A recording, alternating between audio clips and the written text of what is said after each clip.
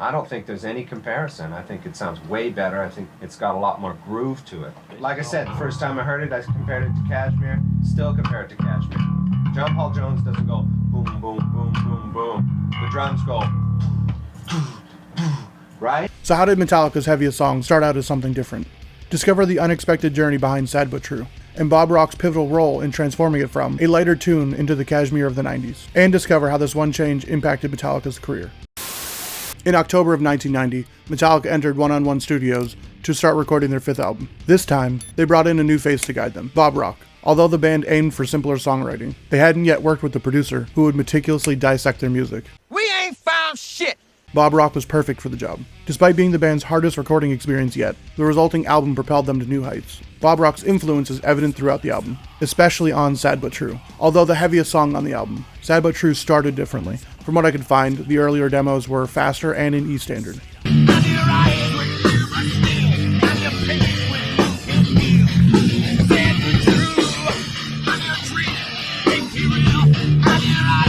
Making them sound happier than intended. The song's transformation began with Hetfield and Rock slowing the tune down a whole bunch, giving it that signature slow groove that it has. I'm not too sure how reliable this next information is, but it is interesting, and I did find it on Wikipedia, and I was trying to find articles for it. I found this one. I'm not sure how accurate it is. They did mention that Music Radar had made an article with Bob Rock about it, so just small disclaimer, it might not be 100% true, but I wanted to share it with you guys. So Bob Rock apparently was the one that suggested the down tune from E standard to D for this song, which gave the song a signature heavy impact. As we all know, Metallica usually writes their song in E standard, with the exception of The Thing That Should Not Be.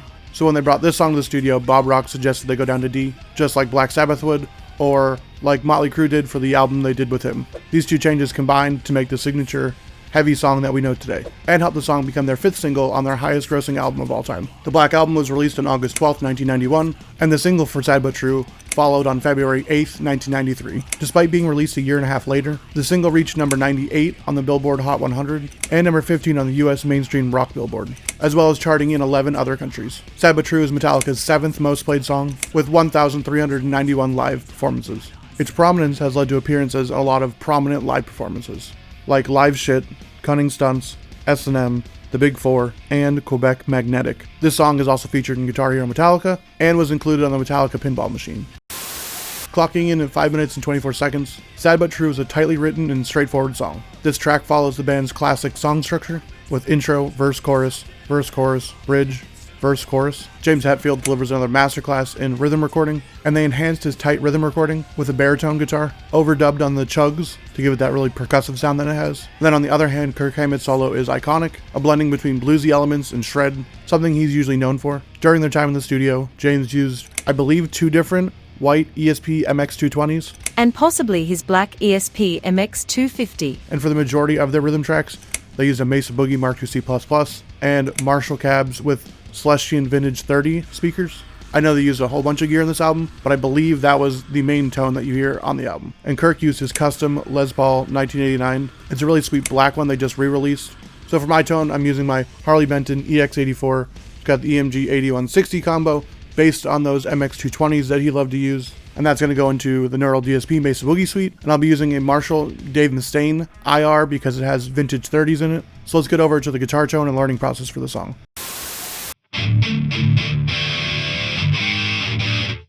They ask you how you are, you just have to say that you're fine when you're not really fine, and you just can't get into it because they would never understand. Oh, this is awful. I need to go get other pair of fucking headphones. Quit crying like a little bitch. God, incredibly fucking professional.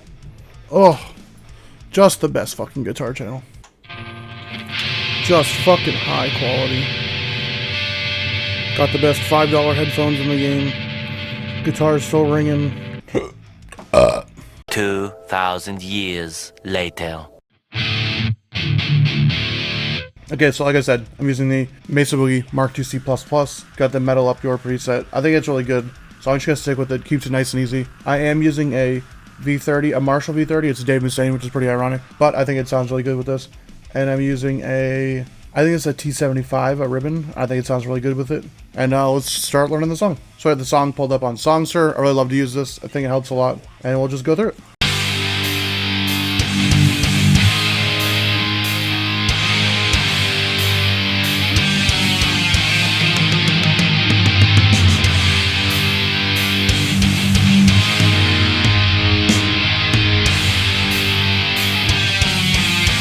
Well, it is that.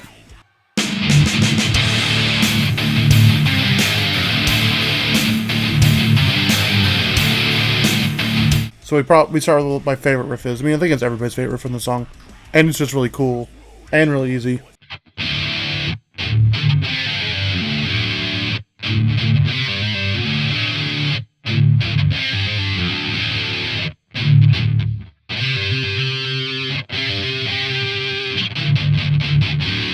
Can I just say how satisfying that riff is to play? So the verse riff, also really easy. I know it's not the same notes as Enter Sandman, but it's pretty similar. What's the rhythm again? Let's see. So Enter Sandman's the... Hey pal, you just blowing from Stupid Town? Oh my goodness, I can't think of Enter Sandman.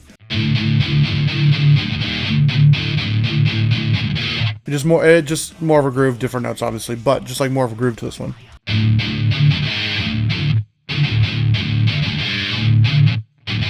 So yeah, like a little more of a groove to this one, but still pretty simple and easy. Then we have the chorus, which is...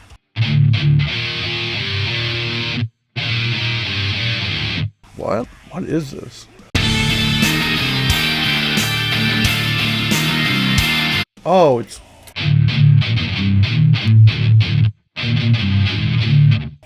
Oh, okay. Okay, that makes a lot more sense.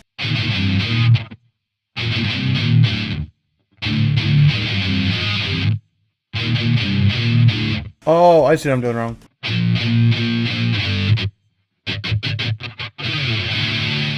That's a weird chorus. Let me see if I have the isolated guitars here.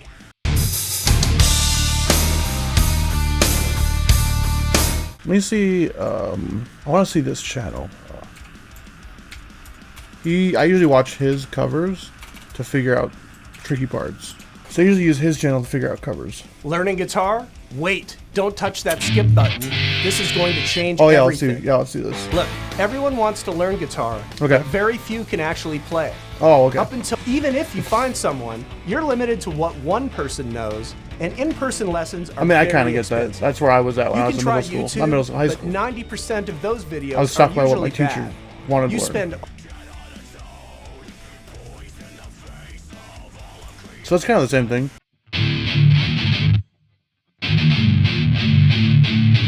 So I think I kind of got it now.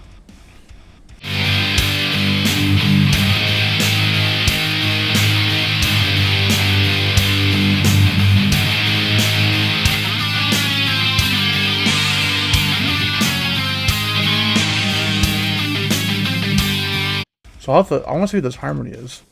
Kind of forgot there's a harmony in the song. There it is.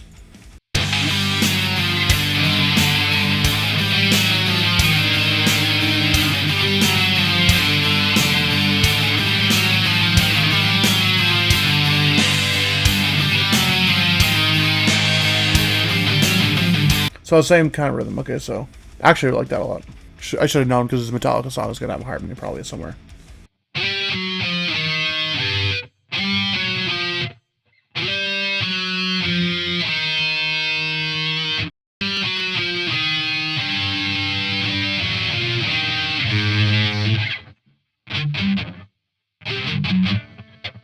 Ooh, that's a little tricky. It's descending, which is weird.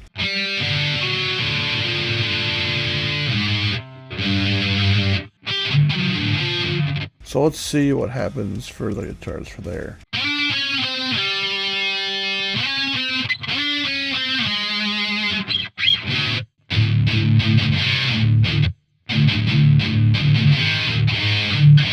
That's my favorite part of the song, though. I love that part so much. Cool, so easy enough. What, 4 riffs? I think it's pretty doable. So now I'm going to get into some of my final thoughts, and then I'll do a playthrough. With Sad But True, Metallica crafted one of their heaviest songs, if not the heaviest song in their catalog. It's crazier that this song actually started out sounding happier, especially with the irony of its very bleak lyrics. This song highlights Bob Rock's crucial role in the production of this album. He meticulously refined their demos, significantly improving their songs, with Sad But True being a prime example. In the film documenting this album's creation, you can see how much stress Bob Rock caused the band, especially during this song's recording. If you go back and watch the Sad But True part, you can see it in their faces how stressed they were. He pushed Jason Newsted to re-record parts, and had Lars try out some instruments. I want to put a cowbell on this album. Yeah, cool. That would be like the complete sellout. Which I guess is also ironic for this album. Despite all the tension, Rock's efforts paid off immensely, elevating the band to new heights. The album and the single quickly topped the charts and became a fan favorite, leading to the single becoming a standout in live performances and in key moments. So now I wanted to rank this song. Sad But True is a major track for the band. It doesn't quite resonate with me. It may be incredibly heavy for some, but I feel that they have heavier songs. Still, out of respect for its impact and popularity, I'll place it in the A tier. It deserves no less, but I wouldn't rank it any higher personally. So now here's my playthrough of Sad But True.